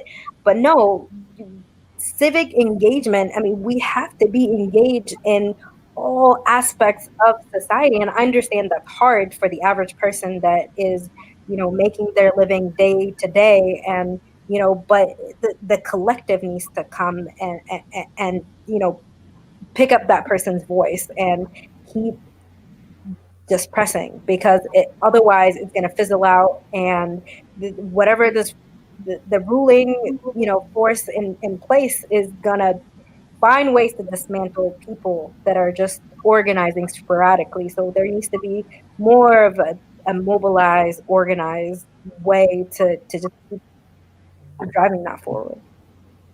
Absolutely. I mean, if I may also add, I absolutely. I, in Sudan, it took a while for everyone to get out and protest and say "تسقط," that means just fall or just collapse. So it took a while for people to protest and to organize them into nonviolent resistance movements and to remove the entire regime. And that's why even the armed rebellion didn't know what to say, because they've been fighting the regime for their entire lives, but they did not manage to collapse it. They did not manage to defeat it. Compared to the people, they went on the street and they brought the regime down in a few weeks. Yeah, actually, no, sorry. It was 3 months or 4 months, and that's incredible patience, really. In 4 months protest, they brought the regime down. The rebels, they until now they didn't do it. But if you look at it also in terms of what's happening in Sudan, Dimah, no, they did not forget what happened. The youth did not forget. They're disappointed. They're still protesting, and they're organizing themselves into different channels and different movements that even the traditional parties don't accept it because they fear that if these people organize, they're going to be removed. And this is where I see in us and everyone is that the people are organizing and they're actually being innovative about it. And I'm actually happy to see this. It's been a long while since to be seeing a revolutionary spirit in Sudan, and I am sure it's going to continue. Again, Sudanese, we all, and not just Sudanese, all of us. When time comes, we all improvise with new solutions. Well, Okay. I hope you are right, and I pray that that is true. We never disappeared. I think it was time for her to go. Maybe she got a call. Oh no, she's coming back. Here she is. Oh, you look like you're ready for broadcast there. Okay, so on that note, thank you for joining us in our attempts to make sense from nonsense of all the nonsense that is coming in our way and getting in the path of our global Black Lives Movement. We have a lot more of dot connecting to do. We have a lot more to learn. So please, please, please make time in your day to find out what is happening to the rest of the family. Find out to happen what the truth of the coup in Mali is. Find out what is happening in southern Cameroon. Find out what is happening and what connects Somalia to Mali to Nigeria to Sudan. Find out what is happening in Libya and what's about to happen in Libya thanks to Egypt and its medicine.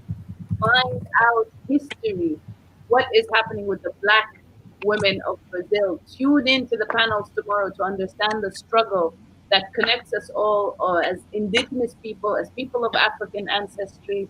Please, please, please keep connecting these dots, keep coming back um, for these discussions, for these platforms. If you have a topic that you want to discuss, if you feel like the struggle from your community was not represented in this week, in this reunion, and you feel this is something this family needs to hear about, please reach out. The emails and Instagram and Twitter are all there. Reach out to us on Facebook. Tell us, we will yield this platform because that's what we're here for. We're here to learn and we learn to teach. So whatever you learned here, please share it with people and we will be doing the same. I thank you both for your time, Ines, Jihad, Rania, the family that tuned in. Thank you so much. And remember and keep that in mind that we are Africa Rising and this revolution is just getting started. It is good. I'm sorry. It's been a Thank you. pleasure. Keep fighting, keep fighting, keep marching. Keep marching. Thank you.